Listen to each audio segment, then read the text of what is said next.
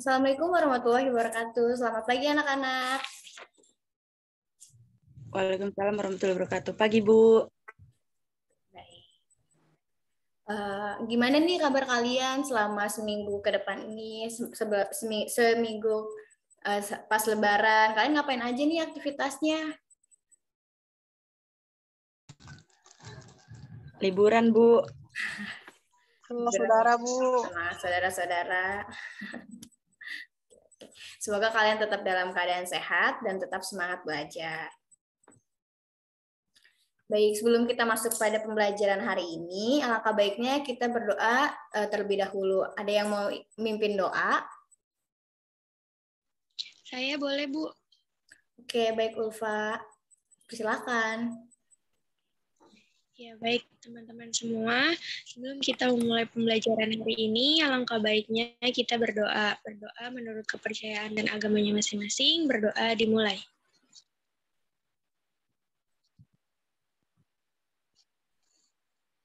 Berdoa selesai. Cukup, Bu. Baik, terima kasih Ulfa. Oke, sekarang Ibu absen dulu ya, satu-satu. Yang pertama, Alia Oktaviani.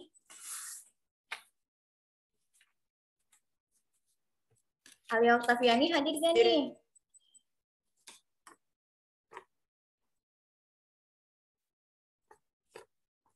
Alia Oktaviani. Ada ya, Hadir, tapi Bu. nge-lag kayaknya. Juliantina. Hadir, Bu. Oke. Tria Cahya Julisa. Saya hadir, Bu. Oke. Ulfa Yuniar. Hadir, Bu. Vivi Revianti. Hadir, Bu. Oke, alhamdulillah pada pertemuan hari ini kita lengkap semua. Oke, sebelum masuk pada materi yang akan kita bahas hari ini, ada yang masih ingat materi minggu kemarin kita bahas apa? Coba ada yang ingat gak nih? Minggu kemarin kita bahas apa sih? Di pertemuan sebelumnya kita bahas apa sih?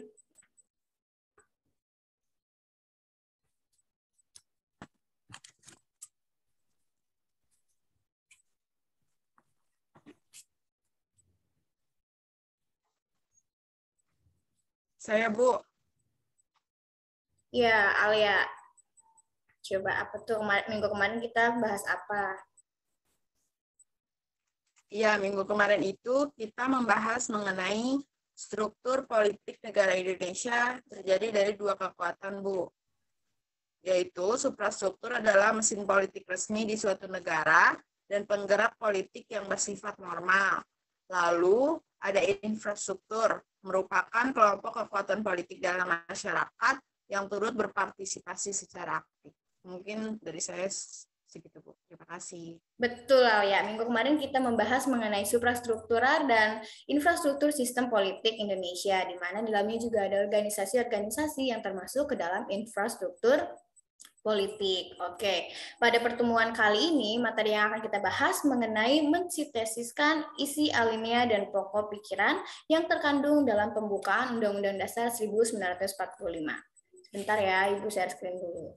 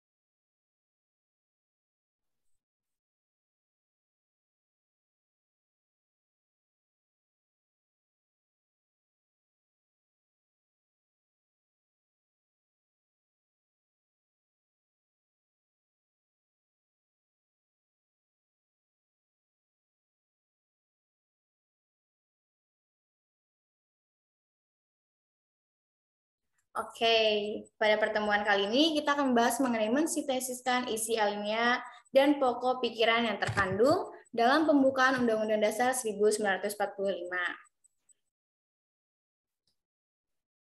Slide selanjutnya mengenai apa itu Undang-Undang Dasar. Undang-Undang Dasar merupakan hukum dasar tertulis yang digunakan oleh negara Indonesia sebagai landasan atau pedoman dalam mengatur perilaku manusia. Kita tahu Undang-Undang Dasar berisi norma-norma dan kaidah-kaidah yang dilaksanakan dan ditaati oleh seluruh komponen negara yang bersifat mengikat baik bagi penyelenggara negara maupun seluruh warga negara Indonesia. Di slide selanjutnya, kita akan membahas mengenai makna alinea dalam pembukaan Undang-Undang Dasar 1945. Alinea pertama, ada yang tahu apa isi bunyi alinea pertama? Saya tahu, Bu. Ya, boleh Tria. Bunyi dari alinea pertama itu bahwa sesungguhnya kemerdekaan itu ialah hak segala bangsa, dan oleh sebab itu maka penjajahan di atas dunia harus dihapuskan karena tidak sesuai dengan peri kemanusiaan dan peri keadilan. Cukup, Bu, dari saya. Betul, terima kasih Tria. Kita akan lanjut kepada makna dari alinea pertama. Alinea pertama pembukaan Undang-Undang Dasar 1945 menjelaskan pernyataan kemerdekaan sebagai hak bagi semua bangsa di dunia karena kemerdekaan merupakan bangsa Indonesia untuk mampu berjuang dan memperoleh dalam mempertahankan kemerdekaan. Dalam alinea pertama ini juga mengandung dalil subjektif di mana adanya aspirasi bangsa Indonesia dalam melepaskan diri dari penjajahan. Dalam alinea pertama ini menjadi landasan kita untuk bagaimana Indonesia bekerja sama dengan negara-negara lain. Selanjutnya, membahas mengenai alinea kedua, menjelaskan bahwa kemerdekaan sebagai cita-cita bangsa telah sampai pada saat menentukan perjuangan bangsa Indonesia dalam merebut kemerdekaan. Apa sih makna dari alinea ini? Makna dari alinea ini, sebagai bangsa Indonesia, kita harus tahu menyadari bahwa kemerdekaan Indonesia ini bukan akhir dari perjuangan, tetapi bagaimana bangsa mampu mengantarkan rakyat Indonesia menuju cita-cita nasional, yaitu negara yang merdeka, bersatu, berdaulat, adil, dan makmur. Selanjutnya mengenai alinea ketiga, kita akan tahu di mana alinea ketiga ini menjelaskan bahwa kemerdekaan yang dicapai oleh bangsa Indonesia adalah rahmat dan anugerah yang dari Tuhan yang Maha Kuasa. Apa sih makna alinea ini? Kita tahu bahwa banyak peristiwa sejarah perjuangan bangsa Indonesia dalam melawan penjajah untuk memperoleh kemenangan walaupun dengan senjata dan sumber daya manusia yang terbatas. Di mana hal ini justru menunjukkan bahwa kekuasaan tekad dan kuat dan penuh keyakinan atas kekuasaan Tuhan yang menjadi faktor pendorong dan keberhasilan dalam mencapai cita-cita, yaitu merdeka. Selanjutnya, kita akan bahas mengenai alinea keempat, yaitu pembukaan Undang-Undang Dasar 1945 menegaskan prinsip Indonesia sebagai negara hukum. Sudah sangat jelas ya, Indonesia adalah negara hukum, negara di mana setiap hak dan kewajiban warga negara diatur dalam Undang-Undang Dasar 1945. Alinea ini membuat prinsip bahwa susunan negara Indonesia harus berlandaskan kepada masyarakat, yaitu kedaulatan masyarakat, di mana rakyat memiliki kekuasaan tertinggi dalam pemerintahan. Selanjutnya kita akan membahas mengenai pokok pikiran pembukaan Undang-Undang Dasar 1945. Pembukaan Undang-Undang Dasar Negara Republik Indonesia tahun 1945 juga mengandung pokok-pokok pikiran, di mana pokok-pokok pikiran tersebut menggambarkan suasana kebatinan dari Undang-Undang Dasar Negara Republik Indonesia, serta mewujudkan kita, yaitu hukum, untuk melandasi hukum dasar negara, baik secara tertulis maupun tidak tertulis. Sekarang kita akan membahas satu-satu pokok-pokok yang ada terkandung dalam pembukaan Undang Dasar 1945. Yang pertama, pokok pikiran yang pertama adalah negara melindungi segenap bangsa Indonesia dan seluruh tumpah darah Indonesia dengan berdasar atas persatuan, yaitu pokok pikiran persatuan. Apa sih hakikat dari pokok pikiran ini? Di mana negara mampu mengatasi segala macam paham golongan atau individualistis, yang berarti warga negara wajib mengutamakan kepentingan negara di atas kepentingan golongan atau individualistis. Yang kedua, yaitu negara hendak mewujudkan keadilan sosial bagi seluruh rakyat Indonesia, yaitu pokok pikiran keadilan sosial. Apa sih makna dari pokok pikiran ini? Dalam pokok pikiran ini hendak mewujudkan keadilan sosial yang didasarkan atas kesadaran bahwa manusia mempunyai hak dan kewajibannya dalam kehidupan bermasyarakat, berbangsa, dan bernegara. Selanjutnya mengenai negara Indonesia yang berdaulat, rakyat berdasar atas kerakyatan dan pemusyawaratan perwakilan, di mana pokok pikiran kedaulatan rakyat ini sudah sangat jelas bahwa Indonesia menganut prinsip pada pokok pikiran yang sesuai dengan sifat masyarakat Indonesia dengan selalu mengedepankan asas musyawarah atau untuk mufakat dalam menyelesaikan suatu persoalan. Yang terakhir yaitu mengenai atas ketuhanan yang Maha Esa menurut dasar kemanusiaan yang adil dan beradab. Di mana pokok ini sama seperti Pancasila yang pertama, ketuhanan yang Maha Esa. Apa sih makna dari pokok pikiran ini? Bahwa pokok pikiran ini mengandung makna undang-undang harus mengandung isi yang mewajibkan pemerintah dan penyelenggara negara serta masyarakat untuk memelihara budi pekerti luhur yang menjunjung tinggi harkat dan martabat. Sampai sini materi penjelasan kita hari ini. Apa ada yang ingin ditanyakan? Ibu, saya mau bertanya, Bu. Ya, boleh Juliantina. Tadi kan Ibu sudah menjelaskan juga tentang pokok pikiran pembukaan undang-undang itu sendiri. Nah, yang ingin saya tanyakan itu apa sih, Bu, arti penting pokok pikiran pembukaan undang-undang itu? Terima kasih, Bu. Ya, baik Juli. Ibu langsung jawab ya. Pokok pikiran yang terkandung dalam pembukaan Undang-Undang Dasar 1945 merupakan sumber hukum tertinggi yang ada di Indonesia, di mana seluruh peraturan perundang-undangan ini harus bersumber pada pembukaan Undang-Undang Dasar, yang di dalamnya terkandung asas keberanian, yaitu asas Pancasila. Ada yang tahu sila Pancasila ada berapa?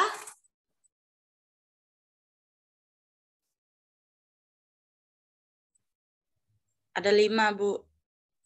Ya, betul Juliantina. Jadi bagaimana? Apa pertanyaannya sudah terjawab? Sudah, Bu. Sudah sangat jelas. Terima kasih, Bu, atas jawabannya. Terima kasih Juliantina. Lanjut pada kesimpulan dari materi pertemuan kita hari ini, yaitu bahwa Undang-Undang Dasar 1945 memuat aturan-aturan pokok yang diperlukan bagi negara dan pemerintahan, serta dasar falsafah atau pandangan hidup bangsa, yang mana dasar yang berakar ini tumbuh berabad-abad lamanya dalam kalbu melalui sejarah bangsa Indonesia. Jadi perlu kita terapkan bahwa pentingnya kita menanamkan jiwa nasionalisme dalam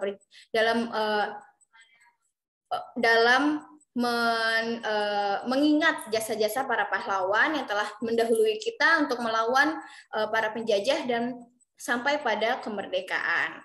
Oke, untuk pertemuan kali ini segitu saja.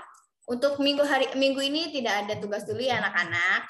Kita akan bertemu di minggu depan lagi. Ada satu quotes, yaitu warga negara yang baik ialah warga negara yang tahu pentingnya alamiah Undang-Undang Dasar 1945.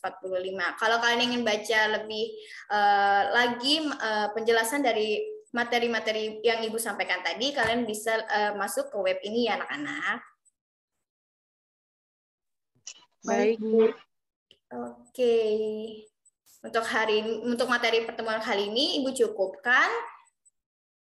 Kita akan bertemu minggu depan. Assalamualaikum warahmatullahi wabarakatuh. Waalaikumsalam warahmatullahi wabarakatuh. Terima kasih, Bu. Iya, Ibu. Ibu izin live duluan ya. Ya, Bu.